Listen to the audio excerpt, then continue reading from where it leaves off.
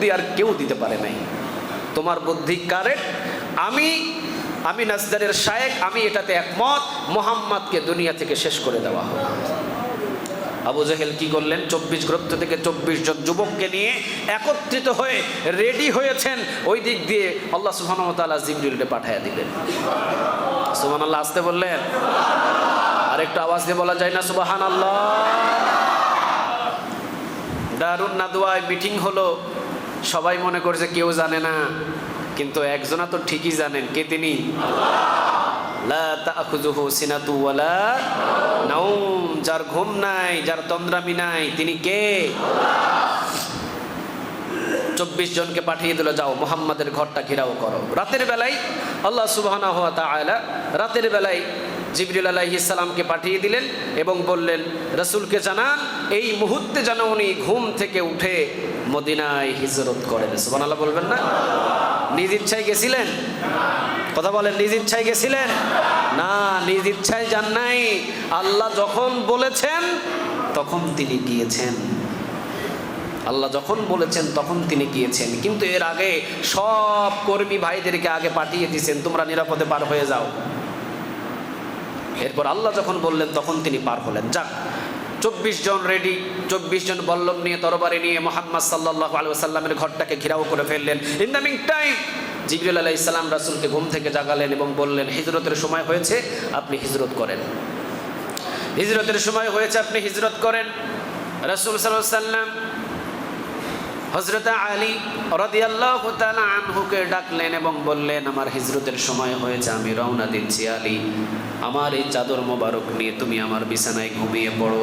মনে রেখে দিও, মাথার উপরে চাদরটা মাথার নিচে গুঁজে দিবে আর পায়ের নিচে শক্ত করে গুঁজে দিবে। অনেকে এসে তোমার চাদরটা একটু টানাটানি করবে, কিন্তু আমি মুহাম্মদ বললাম কিছু সময় চাদর তুমি ছেড়ে দিবে না। সুবহানাল্লাহ। তুমি যদি ধরার সাথে সাথে চাদর ছেড়ে দাও তাহলে তোমাকে দেখে ফেলবে যে মুহাম্মদ তো নাই এখানে, তখন তারা আমার পিছু নেওয়া শুরু করবে। অতএব তুমি চাদরটা শক্ত করে ধরে রাখবে, একটু মজবুত করে ধরার চেষ্টা করবে। সবাই চাদর টানাটানি করলেও তুমি চাদরটা ছাড়বে না। আর 3 দিন পরে তুমি মদিনায় আমার সাথে দেখা করো। সুবহানাল্লাহ বলবেন না? 3 দিন পর মদিনায় আমার সাথে দেখা করো। যখন আলী রাদিয়াল্লাহু তাআলা আনহু এই কথাটা শুনলেন, তখন আলী বিশ্বাস নিলেন, এটাই রাসূল যেহেতু বলেছে 3 দিন পর রাসূলের সাথে আমার মদিনায় দেখা হবে, অতএব রাসূলের বিছানায় যদি আমি 50 বছরও শুয়ে থাকি, এই মক্কার কোনো কাফের আমাকে শেষ করতে পারবে না। ঠিক না বেটা? কারণ রাসূল যেহেতু বলেছে 3 দিন পর আমার সাথে মদিনায় দেখা করো, রাসূলের কথা মানে সেটাই আইন, সেটাই ফরজ, সেটাই কবুল হয়ে যায়। সুবহানাল্লাহ বলবেন না?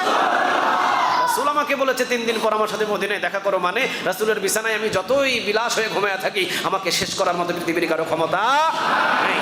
3 দিন পরে তুমি মদিনায় দেখা করো। এই কথাটা বলে রাসূল সাল্লাল্লাহু আলাইহি ওয়াসাল্লাম বললেন, এই যেখানে আছে নাম ঠিকানাগুলো নাও, আর এই জায়গায় আছে কিছু আমানত। অনেকগুলো পুটলা পাটলি এই সেইগুলো দেখালেন, বললেন এগুলো সব আমানত, এই মক্কার আমানতগুলো এই মানুষদের কাছে এই নাম ঠিকানা অনুযায়ী পৌঁছাইয়া দিবা।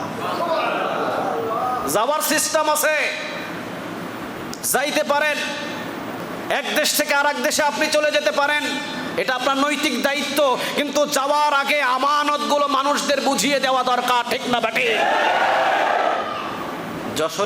যশোরে নাকি মিডিয়াতে প্রচার শুনলাম, বিপ্লব কুমার বলে একজন পুলিশ অফিসার আছেন ঢাকা শহরের ভিতরে, হিন্দু, বিপ্লব কুমার। ওর একদিন আমি একটা ঘোষণা শুনছিলাম, মুসলমানদেরকে যা তা বলছিল। সেই দিনে আমি ওই ভিডিওটা দেখে দেখে বলছিলাম, বিপ্লব কুমার তোর কপালে শনি আছে, তোর কপালে বড় দুঃখ আছে রে। 98% মুসলমানদের দেশে তুই একজন হিন্দু ওসি হয়ে তুই যেইভাবে মুসলমানদেরকে আঙ্গুল দিয়ে কথা বললি, বিশ্বাস তোর এই আঙ্গুল একদিন ভাঙার জন্যে বাংলাদেশের জনগণে লুঠে পড়ে লাগবে। ঠিক না বেঠি? বেশি দিন হয় নাই, মনে হয় 10-15 দিনের ভিতরে বিপ্লব কুমারের এই ভিডিওটা আমি দেখছিলাম। উনি যশোরে রাতের বেলা উনি ধরা পড়ছেন, পারাপার হতে গিয়ে রাতের বেলা ধরা পড়লেন। এখন আমার কথা হলো যে যারা রাতের বেলা দিনের বেলা বর্ডার গার্ড দিয়ে পালাতে চাচ্ছেন, কেন পালাবেন আপনি? রাসূল যাওয়ার আগে যার যেটা আমানত ছিল সেই আমানত বুঝিয়ে দেওয়ার পর রাসূল রওনা দিয়েছেন। ঠিক না বেঠিক? কিন্তু আপনি তো আমানত না বুঝাইয়া দৌড় মারতেছেন। ভয় ভিতরে তাহলে আছে, বোঝা যায়। পলক সাহেবও রওনা দিছিলেন, যাইতে পারে নাই। আমি বলি পলক সাহেবরে কোনো শাস্তি দেওয়ার দরকার নাই, জোনায়েদ আহমদ পলক সাহেবরে কোনো শাস্তি দেওয়ার দরকার নাই। উনি খুব ভালো একজন ব্যক্তি, ওনার মতো ভালো ব্যক্তি বাংলাদেশে নাই।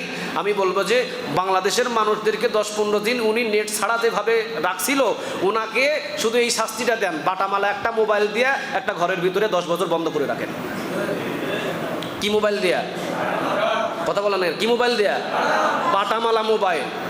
ওকে নেট চালানো মোবাইল দেওয়া যাবে না, বাটামালা একটা মোবাইল দিয়ে একটা ঘরের ভিতরে 10 বছর শাস্তি দেন, শুধু বন্দি করে রাখেন, খাওয়া দাওয়া সব দেন, দেখা যাক ও 10 বছরের নেট ছাড়া কিভাবে বাঁচতে পারে। আমরা যা কয়েকদিন কষ্ট করছি, যা কষ্ট দিছে উনি, ওনার শাস্তি কোনো দেওয়ার দরকার নাই। ওনার শাস্তি হলো একটা বাটামালা মোবাইল দিয়ে 10 বছর ওনাকে একটা ঘরে বন্দি করে রাখেন, বাস। এটাই আমরা দাবি করতেছি।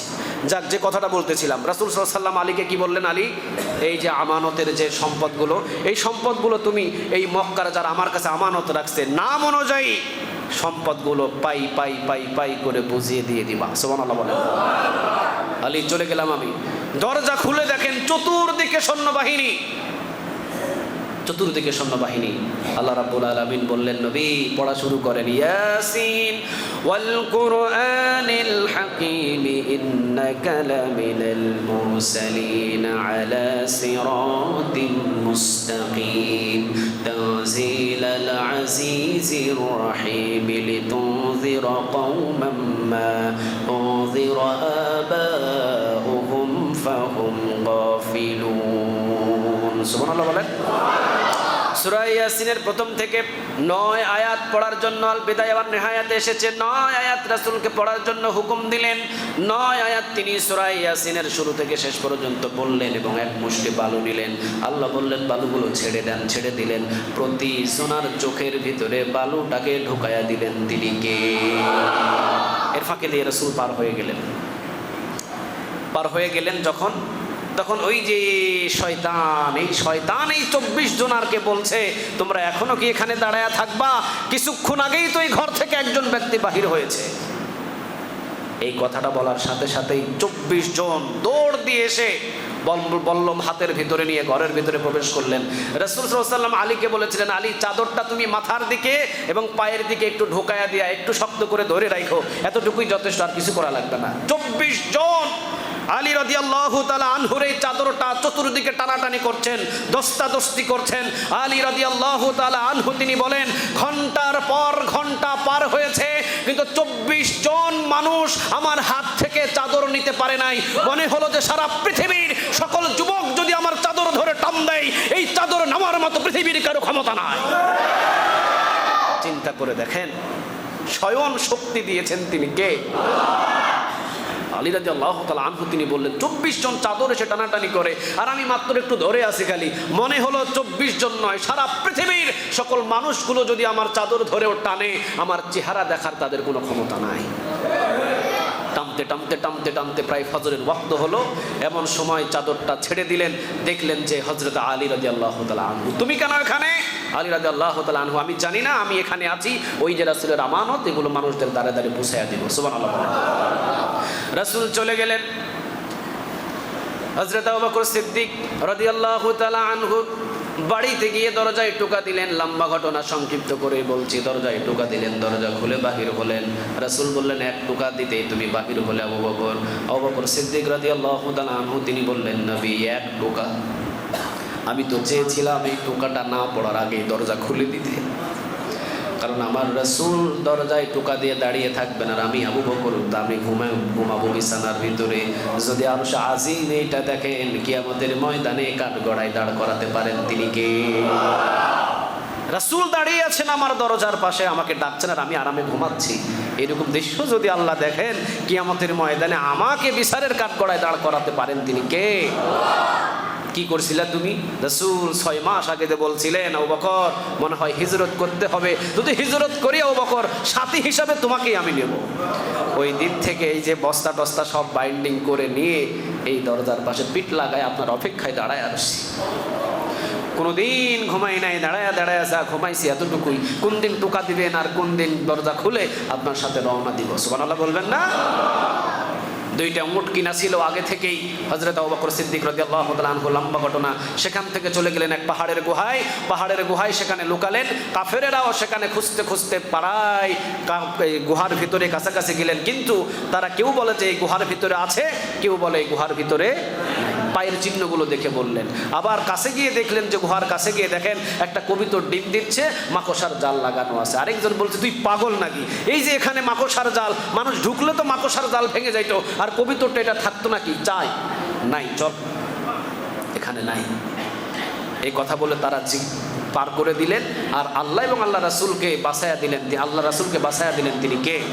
আল্লাহ রাব্বুল আলামিন। লা তাহজান ইন্নাল্লাহা মাআনা, দুইটা ব্যাখ্যা এসেছে। ইয়া আবু বকর লা তাখাফু ইন্নাল্লাহা মাআনা, দুইটাই ব্যাখ্যা এসেছে। আবু বকর তুমি ভয় পেও না, তুমি চিন্তিত হও না, আমাদের সাথে একজন আছেন, তিনি কে? এটা এমন গুহা ছিল, বসলে এতটুকু দেখা যেত, আবার দাঁড়ালে হাঁটুর উপরে পর্যন্ত সব দেখা যেত, এতটুকু গুহা ছিল। অথচ সকল কাফেরদের থেকে তাদেরকে আড়াল করলেন কে? চলে গেলেন রাসূল সাল্লাল্লাহু আলাইহি ওয়াসাল্লাম মক্কায়। এত কষ্ট দিলেন, মারলেন, কাটলেন, কত কি করলেন। মক্কায় গেলেন, মদিনায় গেলেন। মদিনা যাওয়ার পরে যখন ইজা জাআ নাসরুল্লাহি ওয়াল ফাত ওয়া রাআইতান নাস ইয়াদখুলুনা ফি দীনিল্লাহি আফওয়াজা ফাসাব্বিহ বিহামদি রাব্বিকা ওয়াস্তাগফির ইন্নাহু কানা। যখন আল্লাহ রাব্বুল আলামিন এই ঘোষণাগুলো পেলেন, আল্লাহ রাব্বুল আলামিনের পক্ষ থেকে যখন এই ঘোষণাগুলো আসলো, সাথে সাথে বিজয় দিয়ে দিলেন তিনি কে? কিছুদিন পরে যুদ্ধ হলো, বদরের যুদ্ধ হলো। এরপরে যাক আস্তে আস্তে বিজয় হলেন। রাসূল সাল্লাল্লাহু আলাইহি ওয়াসাল্লাম মক্কা বিজয় করলেন। আল্লাহ সুবহানাহু ওয়া তাআলা মক্কাটা তার হাতে উঠিয়ে দিলেন। মক্কায় বিজয় রাসূল সাল্লাল্লাহু আলাইহি ওয়াসাল্লাম আসলেন সকল সাহাবীদেরকে নিয়ে। আসার পরে উনি কি কাউরে মারছিলেন? কাটছিলেন? আগুন ধরাইছিলেন? এই আলোচনাটা ওখান থেকে আমি টেনে আনলাম এই জন্যই। উনি কি কাউকে কোনো গালি দিয়েছিলেন? আমরা কি রাসূলের সৈনিক নই? আমরা কি রাসূলের উম্মত নই? তাহলে আপনি কেন আগুন ধরাচ্ছেন? কেন আপনি আগুন ধরাচ্ছেন মানুষদেরকে? কেন আপনি রাতের পর রাত, দিনের পর দিন মানুষের বাড়ি লুটপাট করছেন? কেন আপনি মানুষদেরকে অত্যাচারিতে লিপ্ত করছেন? কেন আপনি রাতের ঘুম মানুষদের হারাম করছেন? রাসূল সাল্লাল্লাহু আলাইহি ওয়াসাল্লামকে যারা কষ্ট দিয়েছিলেন, আবু সুফিয়ান তখনও বেঁচে ছিল। আবু সুফিয়ান ছিল সবচেয়ে বড় কূটনীতি বুদ্ধি। উনি এমন পরিস্থিতি রাসূলকে করেছিলেন হত্যা করার জন্য, আবু সুফিয়ানও ছিল। রাসূল সাল্লাল্লাহু আলাইহি ওয়াসাল্লাম যখন মক্কা বিজয় করতে এসেছিলেন, উচিত ছিল রাসূলের আবু সুফিয়ানকে উল্টা করে পিটানোর কথা, ঠিক না বে ঠিক? পিটাইছিলেন? আবু সুফিয়ানের স্ত্রী ছিল হিন্দা। এই হিন্দা তার একজন সৈন্য দিয়ে, রাসূল সাল্লাল্লাহু আলাইহি ওয়াসাল্লামের একজন চাচা ছিলেন, নাম ছিলেন আমির হামজা। এই আমির হামজার কলিজাটা এই আবু সুফিয়ানের স্ত্রী হিন্দা বাহির করে চাবায়া খাইছিল।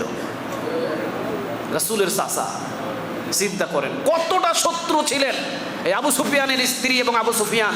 কিন্তু রাসূল আসি কি বললেন? আবু সুফিয়ানের স্ত্রী দুইজনায় আমার কাছে নিরাপদ, কাউকে গালি দিবা না, মারবা না, কাটবা না। এমনকি আবু সুফিয়ানের ঘরে যারা ঢুকবে তারাও নিরাপদ।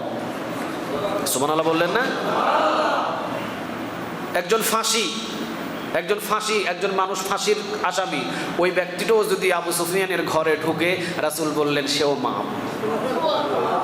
শুধু স্বাভাবিক মাফ করেন নাই তো, আবু সুফিয়ানের স্ত্রীরা সাধারণ মাফ করেন নাই। রাসূল বললেন আবু সুফিয়ানের স্ত্রী তো মাফ, এমনকি আবু সুফিয়ানের স্ত্রীর ঘরে যারা প্রবেশ করবে তারাও মাফ। তাহলে মাফ করাটা রাসূল সাল্লাল্লাহু আলাইহি ওয়াসাল্লামের আদর্শ।